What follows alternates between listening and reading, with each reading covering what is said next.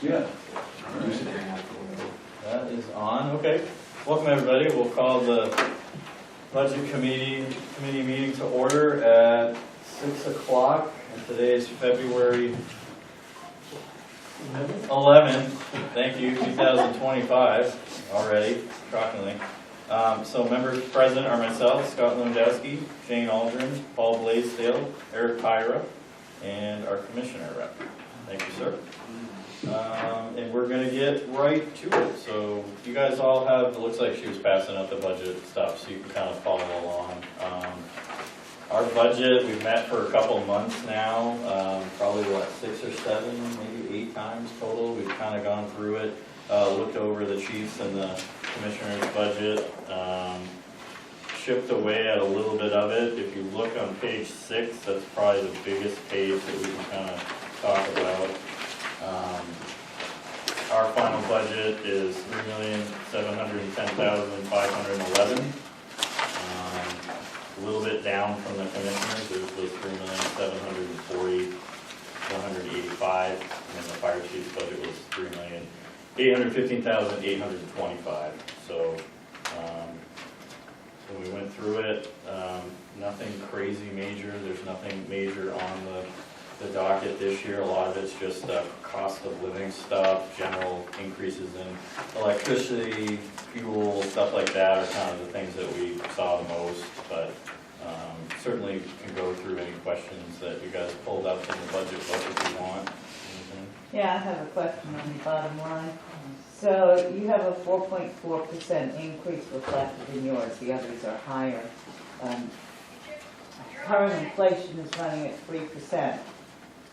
Can't you get rid of a percentage point? I mean, we looked at it, yeah, pretty close, and we couldn't, without shaving. We did shave things that, I mean, I could try to find the highlighted pieces. So that's why ours is a little bit lower, but we weren't able to quite get it to that point in our budget because we'd have to start cutting, some of the essential stuff if we went too much further.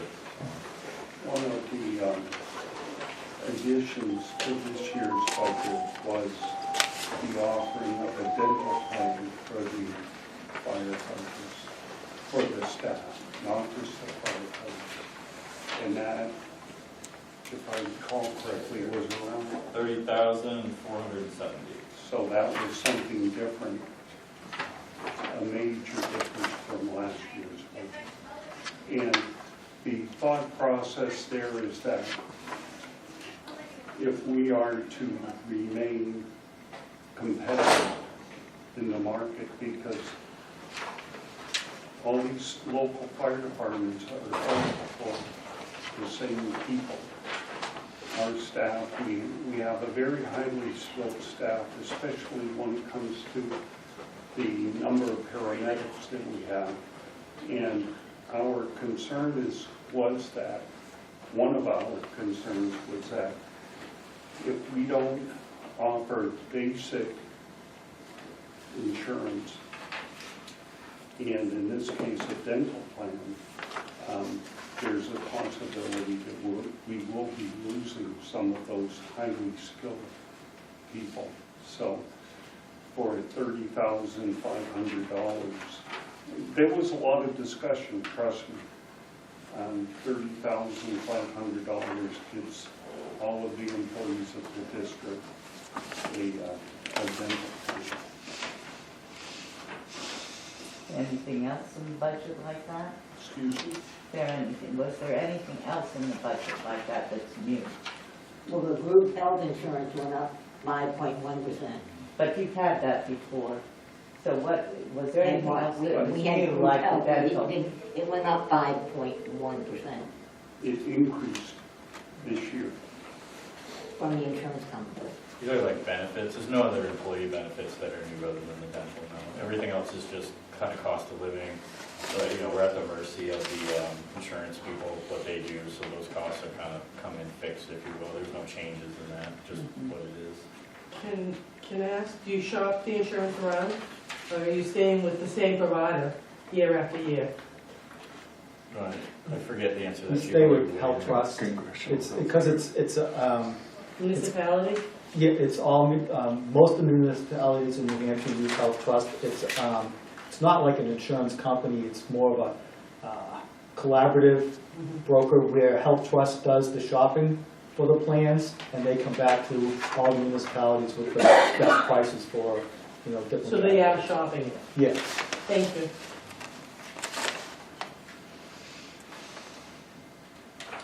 Yeah, I'm just going through it. We did have a meeting about 2 or 3 weeks ago. A good meeting that the only recent change we made was the revenue for the ambulance billing actually came in higher, which is a good thing, so we're making more money. But the offset of that is Comstar, the third-party billing company. They require a percentage, so technically that line item went up a smidge, but it's the one line item we want to go up because it means that the revenue line item went up. So that was actually a good thing. That was the last thing we met about a couple of weeks ago.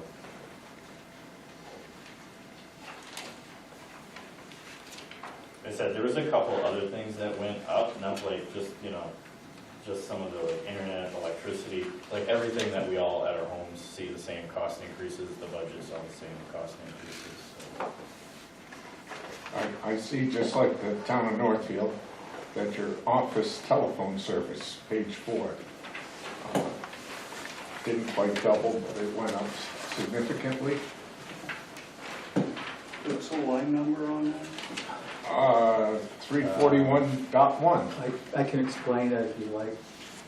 So we were with the local we had copper lines coming into the thing, and our contract with them ended sometime early to mid-year, and there was no opportunity to renew the contract. So they said, this is what the new prices are going to be, which was triple to quadruple what we were paying. And so we had to make a decision, are we going to stick with a hugely expensive copper line, or we ended up going with a voice over internet protocol service, which ended up being cheaper than staying with the copper. Go ahead. That's the answer Stephanie is looking into for Northfield. But, because yes, the landline service doubled. The phone companies, when I talked to the representative, they want to get rid of the copper. They want everything to go fiber and Who was your prior carrier? Consolidated Communications. consolidated. Okay, thank you. So if you don't have a copper line and you're using voice over internet, so my question would be, when we have loss of internet, what are you doing as backup for a phone line? Do you have a copper line for faxes or something? You have to have, what's your emergency plan? So we would have to lose the internet entirely. Our internet comes by fiber, which is a lot more reliable than some of the other sources of getting internet. And then we have all our equipment inside are on UPSs. So even if we lose power, we still have the ability to get phone calls through the internet. Our internet doesn't go down. It's down less than 0.1% over the course of a year. Are you mostly concerned about communication within the fire department, or? Yeah, well, no, I work in an office and we have to have a copper line. We use it for the fax machine aspect of our multifunction printer. But if internet goes down and it goes down, we have no phones. We can hook up, we have a thing called an old-fashioned telephone, and we plug it in, and we have that in case of emergency. So we have those throughout the building as Plan B, because the internet does go down. And it's not so much of an issue for my office. I'm not emergency management. They think if the internet goes down, they can't get on the VPNs as an issue. But for someone like you, having no copper line. Well, if the public needs to get in touch with the fire department, there's always 911 and Lakes Region Mutual Fire.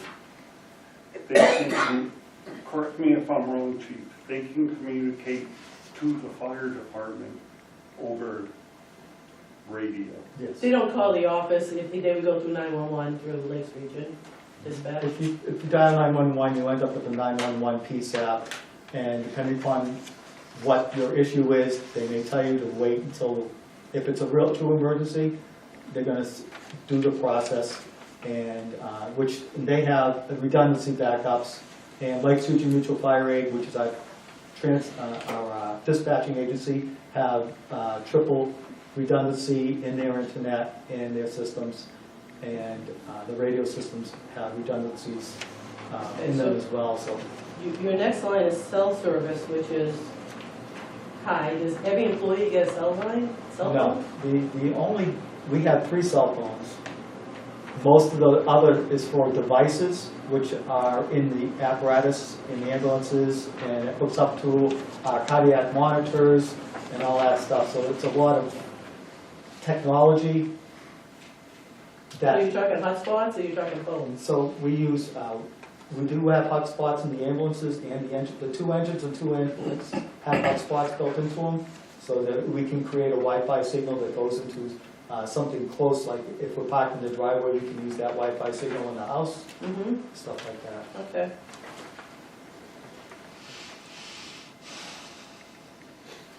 Thank you. You're welcome.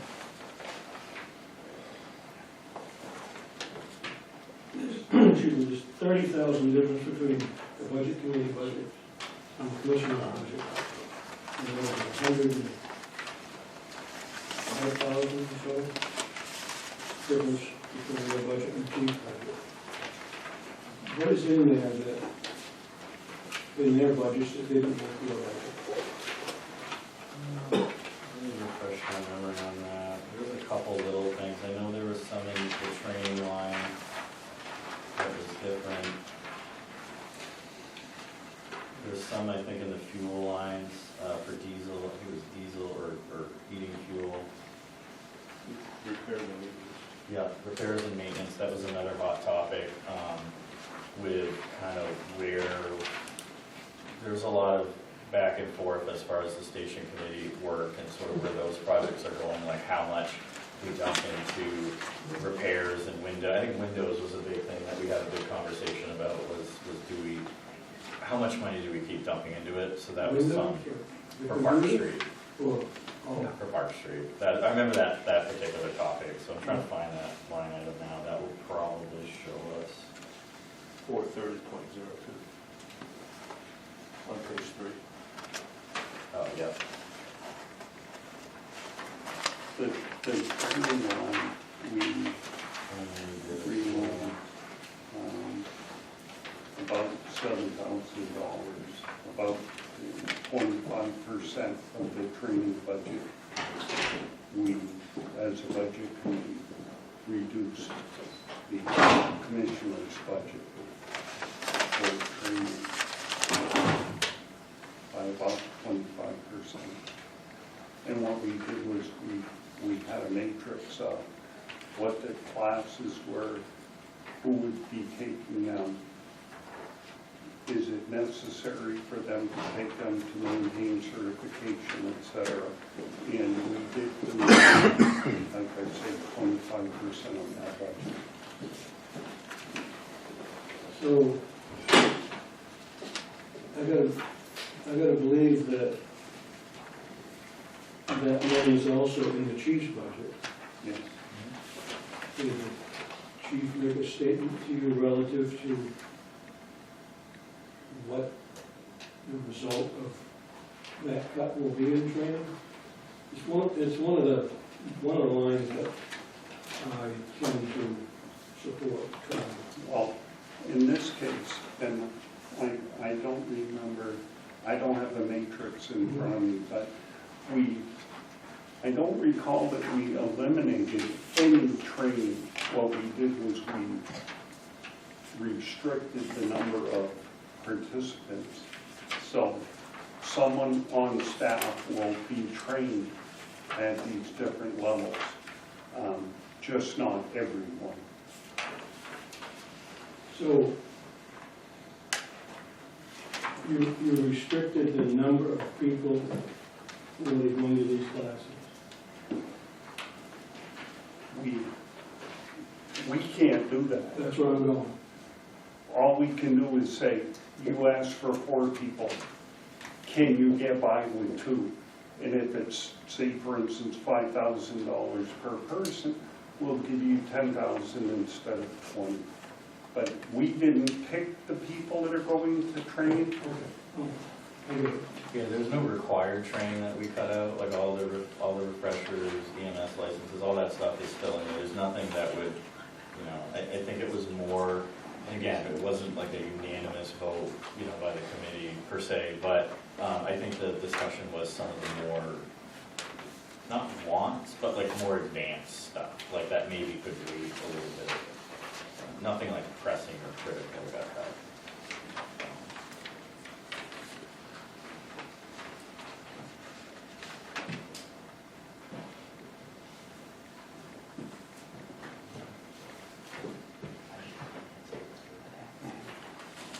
Can I ask a question about your IT lines?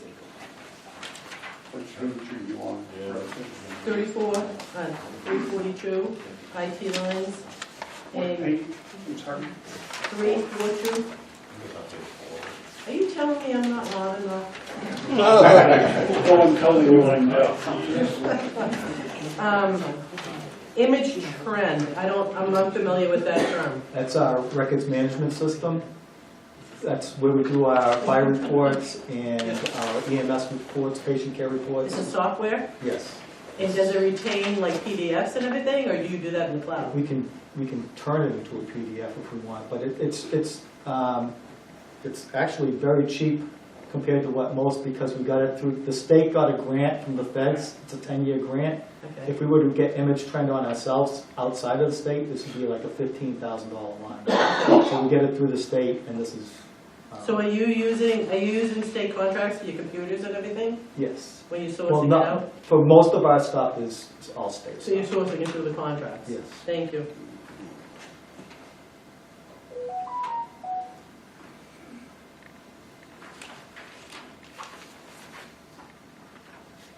Can I ask why you're using Adobe Professional?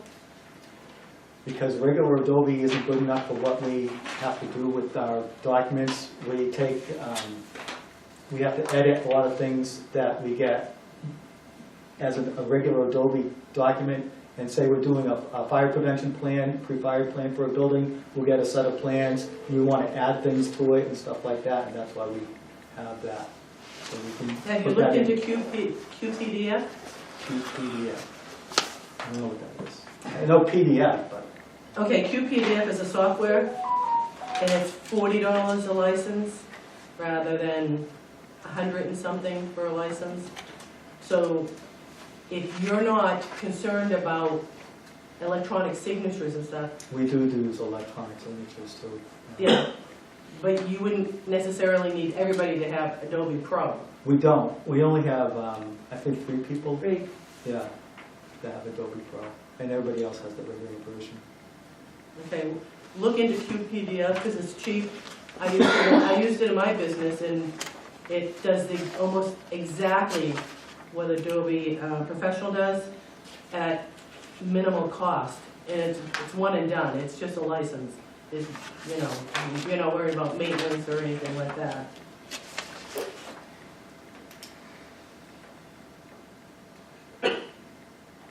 What is Sign Now then? Under category 34214, it says Sign Now. Is that for electronic signatures? It is.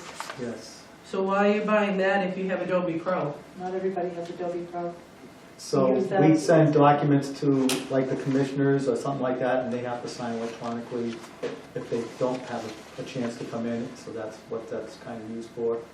Also, other, generally, officials that we have to send documents to that are outside, that don't have Adobe Pro or something like that. So when we have this software, it allows them to sign electronically.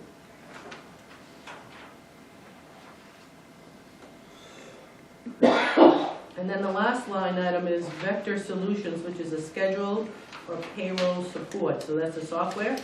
Yes, it's an And online that's an software. annual fee? Yes, it's an online software program that we run our whole personnel schedule through, and that also tracks who works when, and that goes into our payroll system so that we can appropriately pay them. So you can download the information into We do a report, like a report every week to see who worked how many hours and all that kind of stuff. And Does it work with QuickBooks? No. So it's not compatible with QuickBooks? So do you have to do data entry from one software to the other? And you're talking $3,000? It works well for the scheduling of that. So when you do a schedule, your scheduling in the past, the fire district schedule in the past was once a year, one and done. And you had 2 teams at the time. So how often do you do scheduling now? scheduling is done every day because as people say they'll call in sick, we have to change the schedule and it goes out to a page so that whoever's eligible to get that fill in per se. We try to schedule at least 2 weeks in advance. So you're doing schedules like 2 or 3 weeks out? It's actually the schedule, if you want to look at a year from now, it'll tell you who's working, or 2 years from now, but everything changes and it's a very fluid situation, so this allows us to. It also tracks their time off, their vacation time, their sick time. Okay. All right, well, you know, I'm just saying, it's an expense.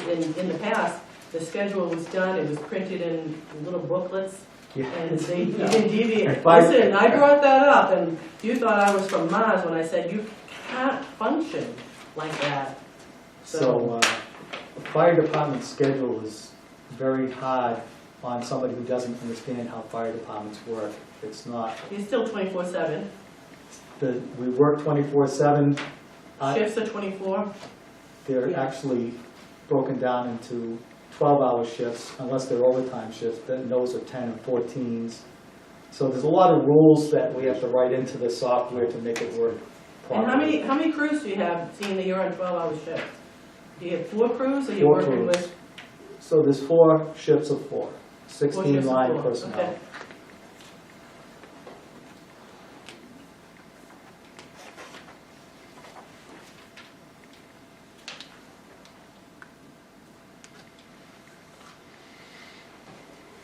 I'll take another shot if you don't mind. I know it's just your meeting, but I'd like to ask if $105,314 in the chief's budget that is not in the budget committee's budget, is there anything in that 105,000 that you, chief, think really should be in that budget? The training. I knew you were going to say that's good. And how much money is that? I think there was a difference between the budget committees and mine was somewhere between 7,000 and 8,000. I don't know. I can look it up and see what the difference is. But Are we talking about a particular line, Kevin? yeah, it would be 4220335, page 4. It's huge.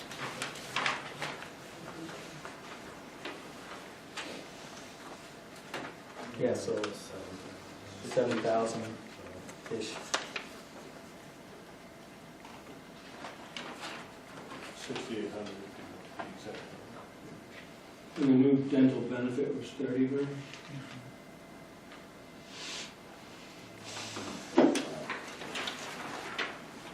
$30,400. Thank you.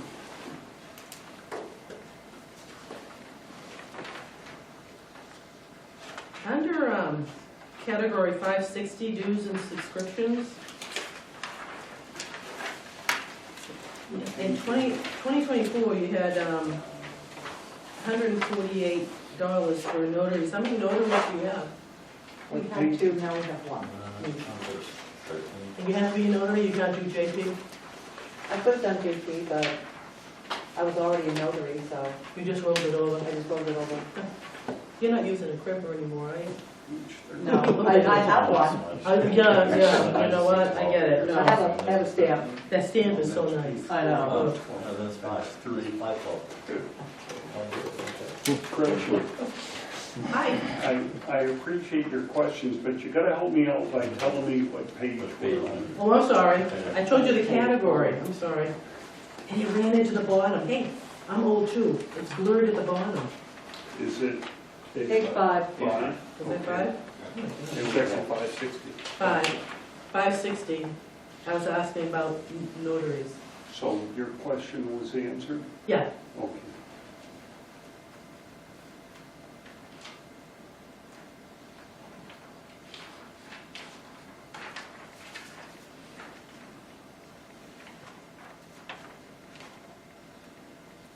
Any other questions?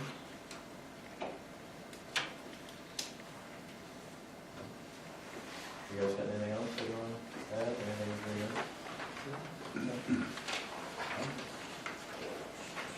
Would you like to adjourn? I make a motion that we adjourn with the last. Can I ask just one question before, I guess it's on page 5 at the very bottom, department and boards. Yep. I'm just trying to find, see if the rows over on the next page. No, So- that's it. That is used for your annual employee awareness, Award ceremony. recognition things. Yes.